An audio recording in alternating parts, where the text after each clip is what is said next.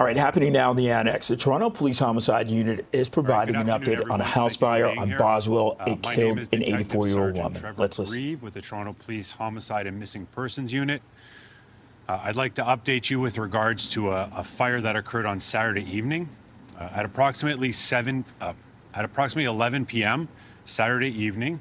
Toronto Police, Toronto Fire, and Toronto Paramedics responded to a house here on Boswell Avenue in regards to a fire. Toronto Fire Services arrived first on scene. At the time, they located an elderly female within the residence. They were able to get her out of the address and were transporting her to the hospital via an emergency run. Unfortunately, she died as a result of some injuries suffered in the fire that evening. As a result of the fire, the Ontario Fire Marshal was called in, as well as investigators from Toronto Fire Services. It is still an active investigation. As you can see behind me, their trucks are still here.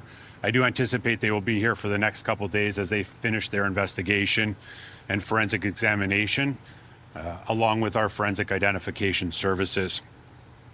That being said, based on the preliminary investigation of the fire marshal, in conjunction with our police investigation, we have determined that this is an arson investigation with a criminal component to it. And as a result, we are treating it as a homicide. And as such, the Toronto Police Homicide and Missing Persons Unit has taken carriage of this investigation. The victim has been identified as an 84-year-old female named Giovanna Balistreri of Toronto. Just for your records, we will be releasing a media release shortly after this with the correct spelling of her name. I would like to extend our deepest condolences to her family. She does have family that are en route to Toronto from outside of the GTA area.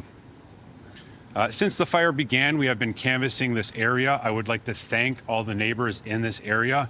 Our team has been out here. We've been knocking on doors. We have received a lot of cooperation from the community, and I just want to thank the community for their cooperation. As a result of that, we have obtained some video footage. That is obviously key to our investigation, especially in the preliminary parts of it. That video shows a suspect, a lone suspect, approaching the house Saturday evening. They are observed going down to the side of the house. There is then an explosion and a fire which occurs, and that suspect then flees the scene shortly thereafter. We are in the area still currently canvassing for further witnesses and video that might help the investigation. In terms of a suspect description, at this time I am not going to be releasing any images in case you have any questions to do with that. Our footage is just not quality enough at this point in time to release something that will aid our investigation. The suspect is simply wearing dark clothing. So we will be in the area canvassing. If there are other people in this area that have footage or have not spoken with us, or members of the homicide unit, please do reach out. We can be reached at 53 Division. And if you don't want to speak to officers, please reach out through Crime Stoppers if you have additional information for us. At the time of this fire, the victim, Ms. Balistreri, was home alone. There were no other occupants in the vehicle. No one else suffered any injuries other than her in this fire. If I'm going to be candid, this was a tragic and senseless act. In fact, cowardly and deplorable come to mind. This female was home alone, and from my own personal perspective and my team's perspective that are currently investigating, we are going to do everything we can to find the individual who's responsible for that, and we are currently in that process. Again, anyone with additional information or video footage, please do reach out to us. I will take a couple questions at this time. You mentioned that Giovanna lived here. Did she live here alone? Were there other people who did reside in the home but simply weren't home at the time of this fire?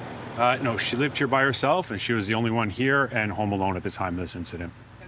Tenants, nothing like that? No tenants, no one else was here at the time. How long had she lived here? I don't know the exact date, unfortunately. Sorry about that.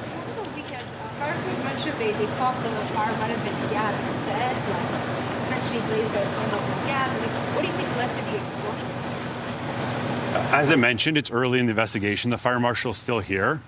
They actually only started their investigation this morning, and they're at the preliminary stages. So I'm not going to speak on what caused it. I will confirm that Enbridge Gas did attend. They were required to attend and help Toronto Fire Services in terms of shutting off the gas, just to prevent any further possible explosions or fires in the neighborhood for safety reasons. But I can't speak to the cause or whether or not there was anything contributing in terms of the gas. Staff, I appreciate a post-mortem is going to be conducted, or maybe it already has. Is your victim, do you believe she was already deceased when the fire was ignited, or did she die from her injuries from the fire and explosion? The post-mortem was conducted today. That's one of the reasons we've actually waited a couple days to speak to the media and to the public. Cause of death was determined to be a result of the fire. So there was no pre-existing injuries. So one of the reasons we waited, one was to make sure that the Ontario Fire Marshal had an opportunity to come here, start their preliminary investigation, as well as determining an actual cause of death. And as I said, that was related to injuries she suffered through the fire. And just to confirm, the explosion happened at the side of the house? The video shows that we had a suspect at the side of the house. As you can see behind me, the house was completely engulfed. And so it's hard to say. The fire marshal is working their way through. It is our belief that it may have started at the side of the house. But again, that's not my area of expertise, and I will leave that for Toronto Fire or the fire marshal to comment further. Do you suspect, staff, that the suspect entered the home, or did it, the entire, crime happen outside of the residence? Yeah, I have nothing to suggest that the suspect entered the house, just that they were observed down the side of the house. Why aren't you releasing the video to, give viewers a chance to look at it, see if they recognize this person's gait or anything like that might be identifiable to them? Yeah, I think I always consider that an investigation, and to release something, it has to aid my investigation. And at this point in time, like I said to you, the video that we have is just not suitable enough from the angles, from the distance, from the time of night, that releasing it would forward our investigation in a meaningful manner, right? I'm always apprehensive of putting out something that's so generic that it actually sort of holds us back in our investigation instead of moving forward. That being said, if we receive further video or images that can be released which are suitable, 100% they will be released.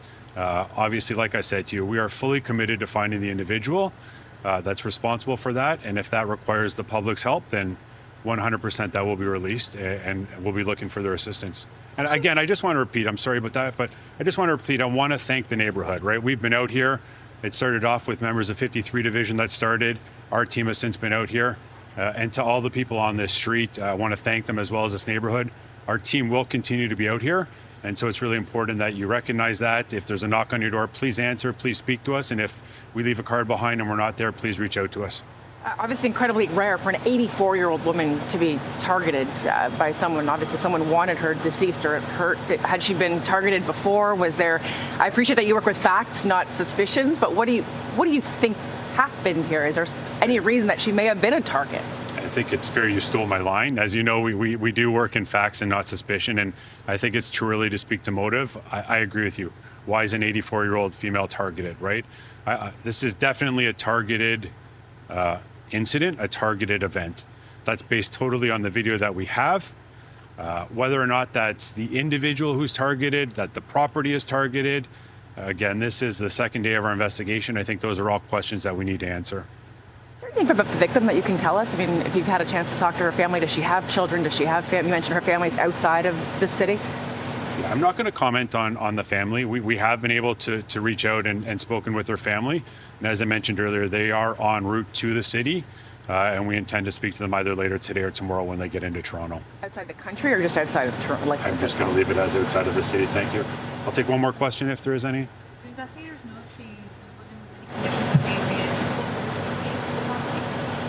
it? I am not aware of any conditions that would have caused her, obviously the time of night, it was late, it was evening.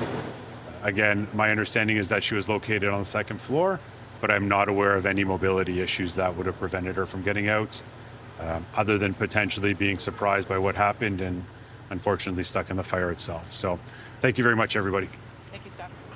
All right, so we've just received an update from Toronto Police Homicide about a weekend fire in the Annex. These words were used to describe it. Quote, "This was a cowardly and deplorable act." Giovanni Ballestieri, 84 years old, of Toronto, has been identified as a victim. She lived by herself. She was home alone when this happened around 11 o'clock Saturday night. This was at a home on Boswell. She was taken to hospital via emergency run. That's where she died as a result of the injuries from that fire. So this is still an active investigation. Crews are expected to be there in that area, the Annex, for a couple of days. This is an arson investigation with a criminal component, treating this as a homicide. Police do have video footage of one suspect approaching the side of the home and a small explosion. No suspect images are going to be released just yet because of the quality of the video, simply described as someone wearing dark clothing. But if you have any information, contact police. And as they canvass the neighborhood, if they knock on your doors, do not be alarmed. If they leave a card, please call them back.